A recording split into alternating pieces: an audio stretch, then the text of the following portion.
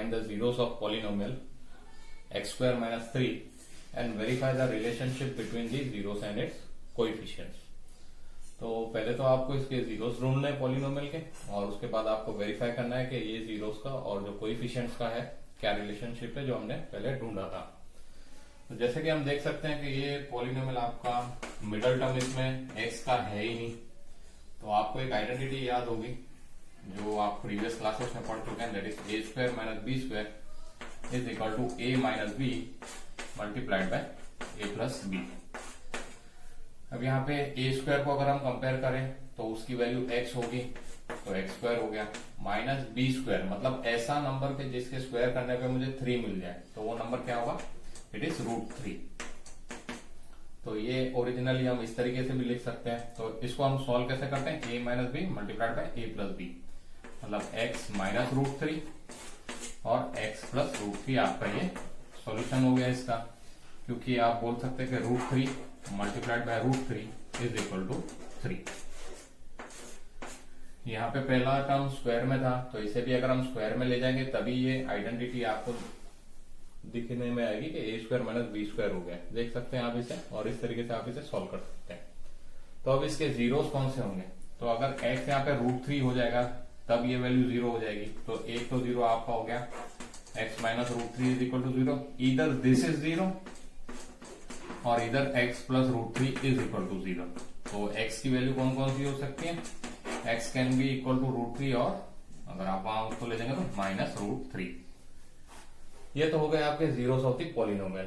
अब आपको वेरीफाई करना है उनके relationship between the coefficients and the zeros.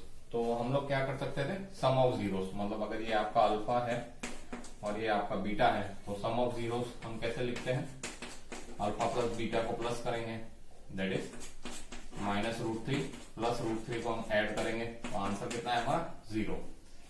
और हमें जो बताया गया था कि हम इसको कंपेयर करके भी वो सॉल्व कर सकते हैं, that is minus B upon A, that is minus coefficient of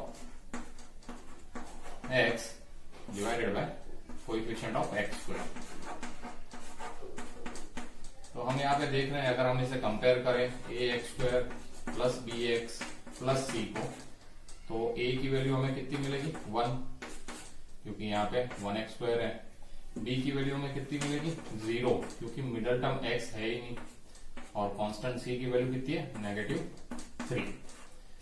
तो हमें क्या बोला गया था कि सम ऑफ जीरोस कैसे हम डायरेक्टली इसमें से निकाल सकते हैं, minus of b divided by a, so it is 0 upon 1 that is equal to 0। तो आपने देखा कि सम ऑफ जीरोस अगर हम डायरेक्ट जीरोस को ऐड कर रहे हैं तब भी वही आया, और सम ऑफ जीरोस अगर हम जो कोएफिशिएंट के रिलेशन से आंसर लाए वो भी सेम आया। एक और हम ढूंढते हैं इसमें product of zeros.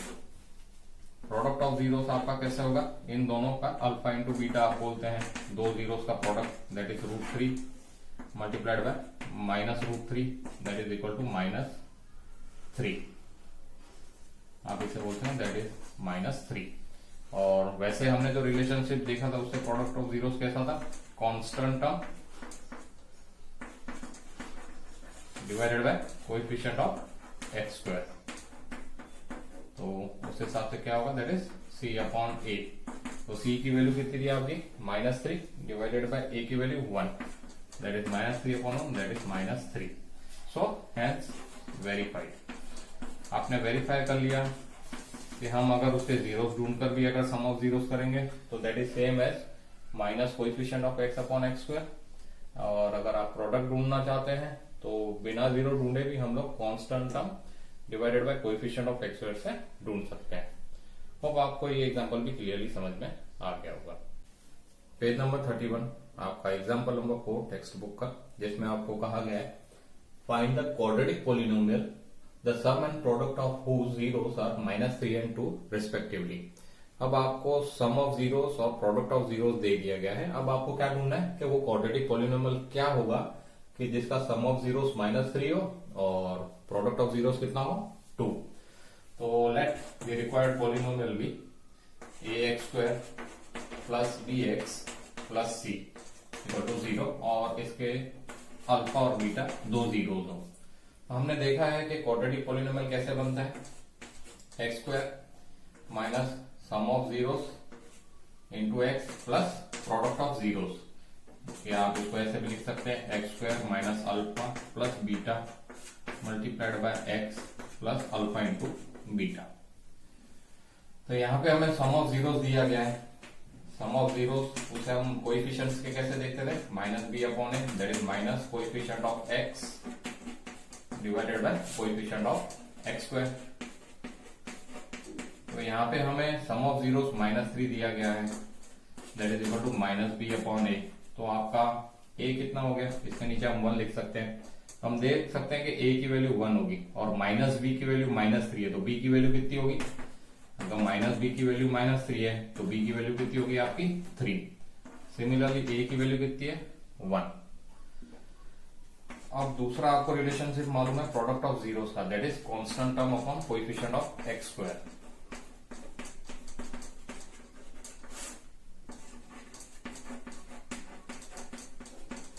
C upon a, तो a की वैल्यू आपको मालूम है, c आपको कहां से मिल जाएगा, आपके पॉलिनोमियल के प्रोडक्ट ऑफ जीरो से हम ढूंढ सकते हैं। प्रोडक्ट ऑफ जीरो हमें कितना दिया गया 2, that is c upon a। तो a की वैल्यू कितनी हो गई 1 और c की वैल्यू कितनी हो गई 2। तो हमें तीनों वैल्यूज मिल गई जो आपका रिक्वायर्ड पॉलिनोमियल है ax square plus bx plus c। तो a की जगह पे आप क्या लिखोगे 1x स्क्वायर प्लस b की वैल्यू कितनी है 3x plus c that is 2.